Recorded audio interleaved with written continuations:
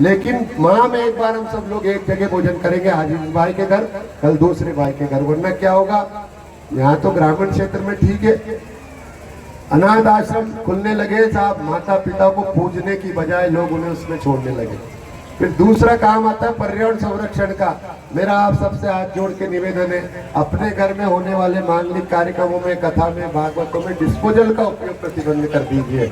मैं आपसे सबसे यही मांगता हूँ, करबद्ध निवेदन होकर, वो डिस्पोजल जिस गौ माता की बात हम करते हैं, गौ रक्षा की बात हम करते हैं, जिसके कारण राजा दिलीप शेर से जाकर भिड़ गया था, उस गौ माता की रक्षा में उसके प्राण देने की आहुति हम लोग डालते हैं अगर डिस्पोजल का उपयोग करते। ध्यान रखना इस बात को, वो डिस्पोजल गौ माता खाएगी और वो अंततः वो नष्ट नहीं होता है, उसके हाथों में चिपक जाता है, वो मृत्यु को प्राप्त होती है। इसलिए डिस्पोजल का जो सिंगल यूज प्लास्टिक है उनका उपयोग बंद करिए। अभी यहाँ पन्नियों की लाइन लग रही थी देर, ये अनाज, ये भेड़ जो लाते हैं उन्हें दूसरे पात्रों में लेकर आना सीखिए। ये भाव हम सब लोगों को करना पड़ेगा। तीसरा काम उसमें स्वदेशी का है, जो गांव की वस्तु जो हमारे गांव में बनती है, गाय, गांव का घी, गांव का दूध, गांव में बनने वाले अनाज, उन सब का उपयोग हम अधिक से अधिक करें। हम बाजार से नकली सामान खरीद के नहीं लाएं, विदेशी आइटम खरीद के नहीं लाएं, चाइना के आइटम खरीद के नहीं लाएं। वो चाइना जो हमसे सामान बेचता है, हमारे पैसों से हमारे सैनिकों की जान लेता है, तो हमारे सैनिकों की रक्षा के लिए, जो देश की रक्षा करता है, भारत माता की रक्षा करता है, उसके सम्मान में हम विदेशी वस्तु, कोलगेट, क्लोजअप, जितने शैम्पू, पेप्सोडेंट जितना उपयोग करते हैं उनको बदलना प्रारंभ कीजिए। फिर चौथी बात आती है सामाजिक समरसता की। गुरुदेव ने उसमें विशेष बताया है कि जात पात कुछ नहीं होती, केवल एक ही जात है, एक ही समाज है। वो दो प्रकार का समाज गुरुदेव ने रात को बताया था कि एक तो महिला है और एक पुरुष है। दो प्रकृति की, दो समाज भगवान ने बनाई है इस प्रकृति को। एक तो स्वरूप माता का दिया है और एक पुरुष का स्वरूप दिया है। इसलिए जगत गुरु रामानंदाचार्य जी ने भी कहा, संत भी कहते हैं कि हरि को भजे सो हरि का होई, जात पात पूछे नहीं कोई। इसलिए कहा, कहने लगे लोग कि जात पात की करो विदाई, हम सब हिंदू भाई भाई। तो वो सामाजिक समरसता का माहौल जिस मंच पर हम लोग आ सकते हैं, उस मंच पर उसको भी आने का अधिकार है, क्योंकि वो गाय की रक्षा करता, गाय काट के नहीं खाता। हम लोग भाईजानों के घर राखी बंधने चल जाते हैं, उनको अपने घर आते हैं तो बड़े सोफे पे, आसन पे बिठाकर उन्हें प्लेटों में नाश्ता भोजन कराते हैं, कपों में चाय पिलाते हैं। दूसरा आ जाता है तो अरे इससे पैसे नहीं लेंगे भागवत कथा में, इससे यज्ञ में पैसा नहीं लेंगे। क्यों? क्योंकि वो सेवकाई करता है। और याद रखना, जो सेवकाई करता है वो सबसे बड़ा श्रेष्ठ है।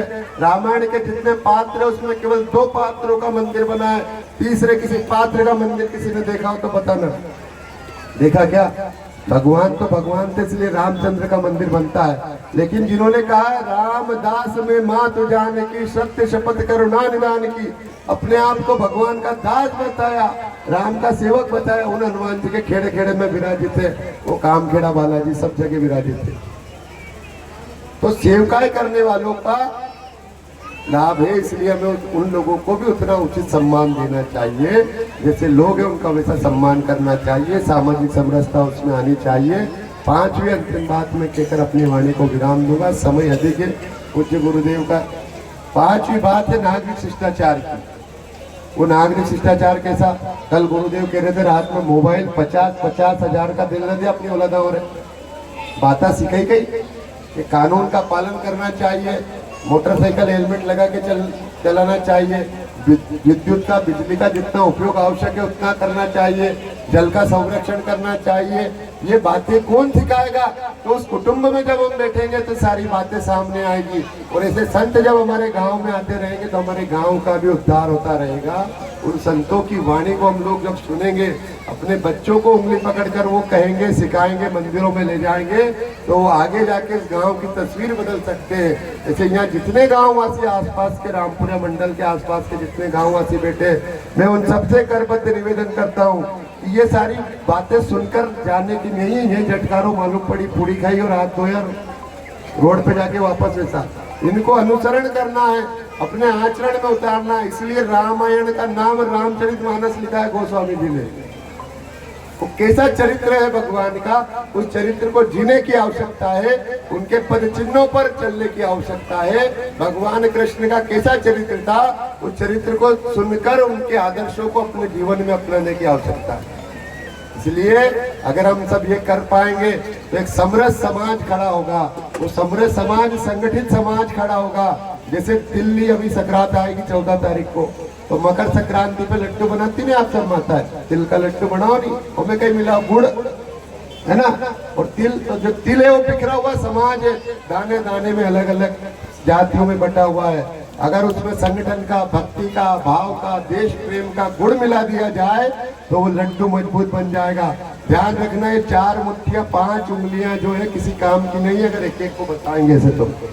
लेकिन ये 4 उंगलियां जो है 4 वर्णों का काम करती है भगवान, और इन 4 उंगलियों के ऊपर अगर कोई ला के कोई संगठन है तो वो संत है, अगर इस मुट्ठी को 4 उंगलियों को बंद करके अंगूठे से दबा दिया जाए, संतों की वाणी से उसको सिद्ध कर दिया जाए तो मुष्टिका हो जाएगी। और मुष्टिका कैसी है हम सब जानते हैं, सुंदरकांड जब पढ़ते हैं तो उसमें आता है हनुमान जी ने एक मुष्टिका का प्रहार किया था केवल लंकनी पर, मुष्टिका एक प्रहार कीनी, है ना। तो मुट्ठी बनाकर हम सब लोगों को करना होगा। इसलिए एक बार जोरदार जरा हम सब लोग इस बात का यहाँ से संकल्प लेके जाए कि हमारा गांव समृद्ध बने। जरा जो दोनों हाथ मुट्ठियां बांध कर हाथ खड़े करिए और जोर से बोलिए, बोल भारत माता की, भारत माता की, सत्य सनातन धर्म की, सत्य सनातन धर्म की, गो माता की, गुरुदेव भगवान की। अब मैं जो बोलूं बोलना गर्व से कहो, आप बोलना बिल्कुल गर्व से कहो, गर्व से कहो, गर्व से कहो। अब हम हिंदू है तो देश किसका है? हमारा, यानी हिंदुस्तान।